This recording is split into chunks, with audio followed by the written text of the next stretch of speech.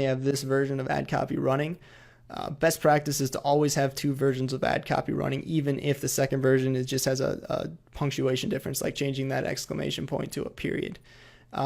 Reason for that is if for some reason this ad were to be disapproved at some point in the future, you still have that other version running. It's just, again, that's just best practice.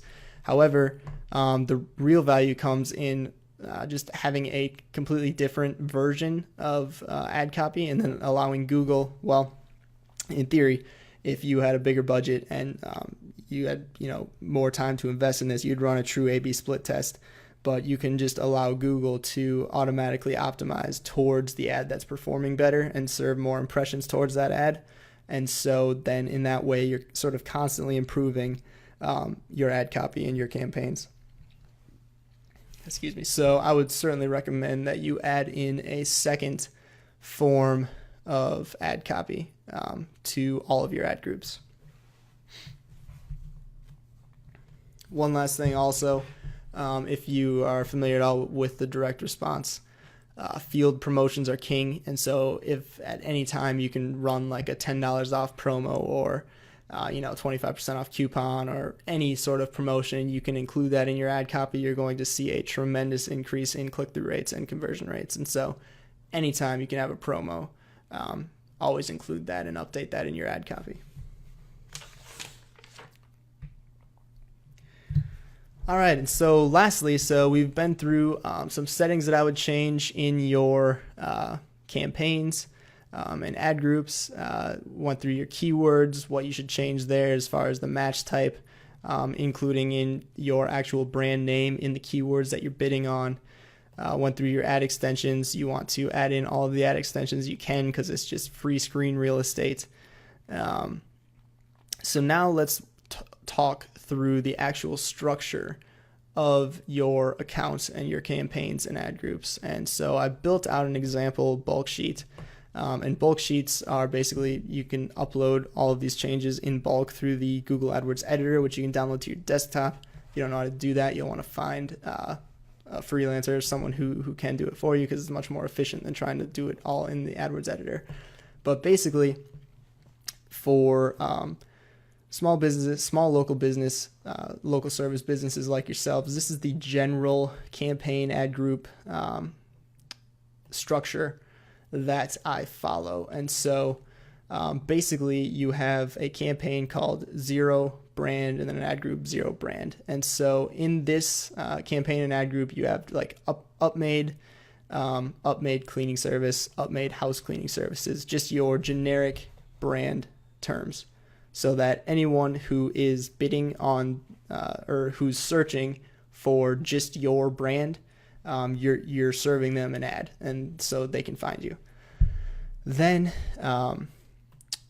you have one dash and then the area that you are trying to target. And the one dash is just a way to separate all of your different campaign types. And so the one means that there's no geo-targeting. The two means that there is geo-targeting. I'll get into that in a minute. But this brings me to another point, actually. So currently you're just targeting the Boston area.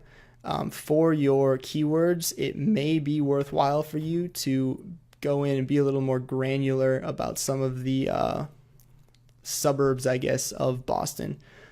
For example, like currently your keywords are just generic keywords and you're just geo-targeting this area. I would also recommend, as I'll get into in a second here, you target keywords such as house cleaning Boston, maid service Boston, but also you should sort of do like just an 80-20 and pick the top 3 or 4 metro areas of Boston, like Cambridge, I would imagine would be a big one, Brookline, Medford, Chelsea. And so then you would also put in keywords like maid service Cambridge, home cleaning Cambridge in their own campaign. So food for thought there. But back to the campaign and ad group structures. So you have one dash Boston. And then in that one dash Boston campaign, you'd have one dash Boston dash brand. And so that would be all keywords related to your brand name plus Boston. So it'd be Upmade Boston, Massachusetts, and Upmade Boston, Upmade house cleaning Boston, etc. Then you have an ad group one dash Boston dash house. And so that's all keywords and search queries related to house cleaning. So house cleaning Boston, home cleaning Boston, professional house cleaning Boston, Massachusetts, etc. Then you have another ad group called 1-Boston-Maid, and that's all search queries related to maid service. So it's maid cleaning Boston, maid service Boston, professional maid service Boston, Massachusetts, etc. Then if you wanted to get more granular, you could target, say, Cambridge. So you have a campaign titled 1-Cambridge, and then just do the same thing for the ad groups and the keywords. So that covers all of your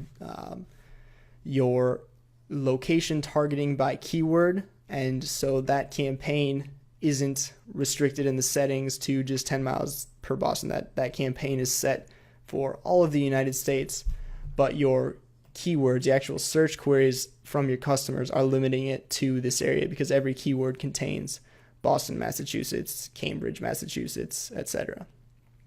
Then you do literally the exact same thing.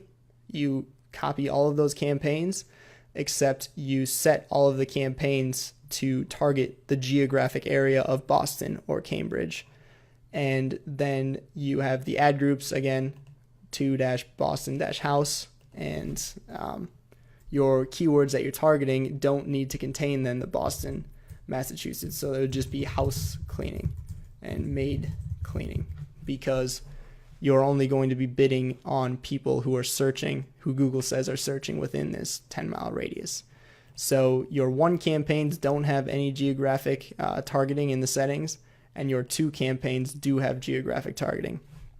And again, the reason that I do this, and I've had great success with this, is because I've found that Google's geographic targeting isn't always the most precise or the most effective. And I've found that you pick up a much greater quantity of clicks that actually convert using this system. So using this system, you're picking up all of the people who are physically in that area who aren't searching for house cleaning Boston. They're just typing in house cleaning. And you're also picking up all of the people who search for house cleaning Boston, Massachusetts. And so you get a much higher number of relevant clicks. And again, I've used this for multiple clients, several of them in the Groover community. We've had great success, and it's something that I'd highly recommend. So yeah, that's sort of at a quick high level. That's some things right off the bat that I would definitely change immediately. The number one thing you should change, like tonight, is changing from the search network with display select to search network only, because that display select is just throwing off all of your data and it's not relevant traffic at all. So yeah, this is the part of the video where if I was currently taking on new clients, I'm an independent contractor. I do primarily AdWords and Facebook ads full-time for a living. This is the part of the video where if I was taking on new clients, I would tell you, if you wanted your own audit done, to just message me and let me know. However, I'm not taking on new clients, nor will I be for the foreseeable future. But I'm still very active on Facebook. I go through stuff like this every day. Again, in my Facebook group, Attention Arbitrage.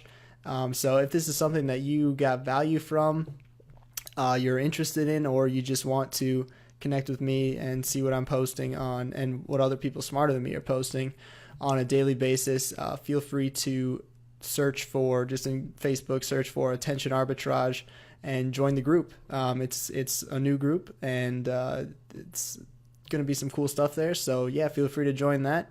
That's my pitch. If you have any questions, leave it below in the comments and I will definitely answer it. Yeah, best of luck to you guys.